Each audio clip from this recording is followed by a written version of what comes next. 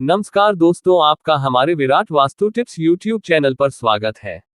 दोस्तों, आज हम इस वीडियो में पंचक से जुड़े रहस्य के बारे में बात करेंगे। पंचक क्या है, कितने प्रकार के पंचक होते हैं, पंचकों में नक्षत्रों का क्या प्रभाव होता है, पंचक में ऐसे कौन से कार्य हैं जो नहीं करने चाहिए, और अगर करने योग्य कार्य हैं तो उनका क्या समाधान है।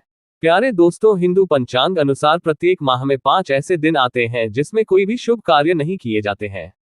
ऐसी भी मान्यता या धारणा है कि इन दिनों में मरने वाले व्यक्ति परिवार के अन्य 5 लोगों को भी साथ ले जाते हैं। आओ जानते हैं पंचक के 5 रहस्य। पंचक क्या है? ज्योतिष शास्त्र के अनुसार चंद्र ग्रह का धनिष्ठा नक्षत्र के तृतीय चरण और शतभिषा पूर्वाभाद्रपद उत्तराभाद्रपद तथा रेवती नक्षत्र के चारों चरणों में भ्रमण काल पंचक काल कहलाता है। इस तरह चंद्र ग्रह का कुंभ और मीन राशि में भ्रमण पंचकों को जन्म देता है। पंचक कितने प्रकार के होते हैं जानते हैं। 1 रविवार को पड़ने वाला पंचक रोग पंचक कहलाता है। 2 सोमवार को पड़ने वाला पंचक राज पंचक कहलाता है। 3 मंगलवार को पड़ने वाला पंचक अग्नि पंचक कहलाता है।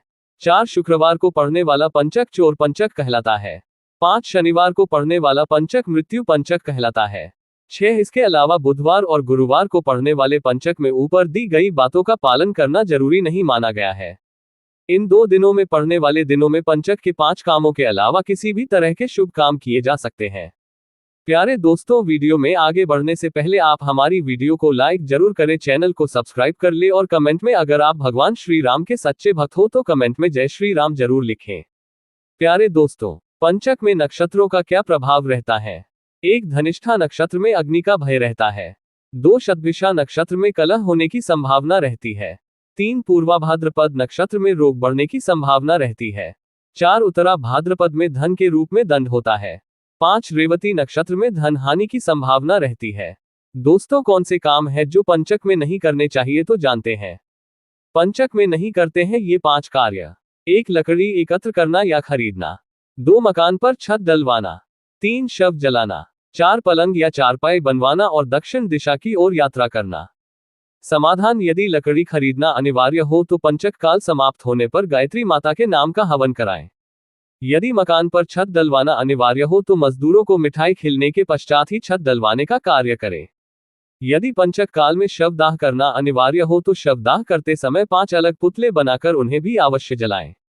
इसी तरह यदि पंचक काल में पलंग या चारपाई लाना जरूरी हो तो पंचक काल की समाप्ति के पश्चात ही इस पलंग या चारपाई का प्रयोग करें। अंत में ये कि यदि पंचक काल में दक्षिण दिशा की यात्रा करना अनिवार्य हो तो हनुमान मंदिर में फल चढ़ाकर यात्रा प्रारंभ कर सकते हैं। ऐसा करने से पंचक दोष दूर हो जाता है। प्यारे दोस्तों, अगर पंचक में किसी की मौत हो जाए तो उसका क्या समाधान है ये जानते हैं। गरुड़ पुराण सहित कई धार्मिक ग्रंथों में उल्लेख है कि यदि पंचक में किसी की मृत्यु हो जाए तो उसके साथ उसी के कुल खानदान में 5 अन्य लोगों की मौत भी हो जाती है या आस पड़ोस में होने का खतरा होता है। ऐसी मान्यता है कि यदि धनिष्ठा में जन्म मरण हो तो उस गांव नगर में 5 और जन्म मरण होता है। शतभिषा में हो तो उसी कुल में, पूर्वा में हो तो उसी मोहल्ले टोले में, उत्तरा में हो तो उसी घर में और रेवती में हो तो दूसरे गांव नगर में 5 बच्चों का जन्म एवं 5 लोगों की मृत्यु संभव है। मान्यतानुसार किसी नक्षत्र में किसी एक के जन्म से घर आदि में 5 बच्चों का जन्म तथा किसी एक व्यक्ति की मृत्यु होने पर 5 लोगों की मृत्यु होती है। मरने का कोई समय नहीं होता। ऐसे में 5 लोगों का मरना कुछ हद तक संभव है, परंतु उत्तरा भाद्रपदा को गृह पंचक माना गया है और प्रश्न है कि किसी घर की 5 औरतें गर्भवती होंगी तभी तो 5 बच्चों का जन्म संभव है। पंचक में जन्म मरण और 5 का सूचक है। जन्म खुशी है और ग्रह आदि में विभक्त इन नक्षत्रों के तथाकथित फल 5 ग्रह आदि में होने वाले हैं तो स्पष्ट है कि वहां विभिन्न प्रकार की खुशियां आ सकती हैं। 5 मृत्युओं का अभिप्राय देखें तो 5 घरों में रोग कष्ट दुख आदि का आगमन हो सकता है। कारण व्यथा दुख भय लज्जा रोग शोक अपमान तथा मरण मृत्यु के ये 8 भेद हैं। इसका मतलब ये कि जरूरी नहीं कि 5 की मृत्यु ही हो, 5 को किसी प्रकार का कोई रोग शोक या कष्ट हो सकता है। दोस्तों, पंचक में मरने वालों के कुछ खास उपाय। पंचक में मरने वाले व्यक्ति की शांति के लिए गरुड़ पुराण में उपाय भी सुझाए गए हैं। गरुड़ पुराण के अनुसार पंचक में शव का अंतिम संस्कार करने से पहले किसी योग्य विद्वान पंडित की सलाह अवश्य लेनी चाहिए। यदि विधि अनुसार यह कार्य किया जाए तो संकट टल जाता है।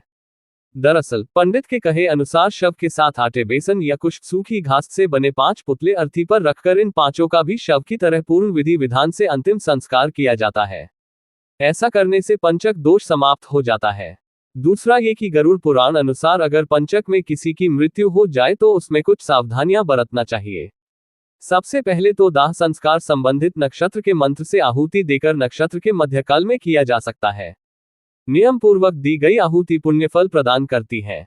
साथ ही अगर संभव हो दाह संस्कार तीर्थ स्थल में किया जाए तो उत्तम गति मिलती है।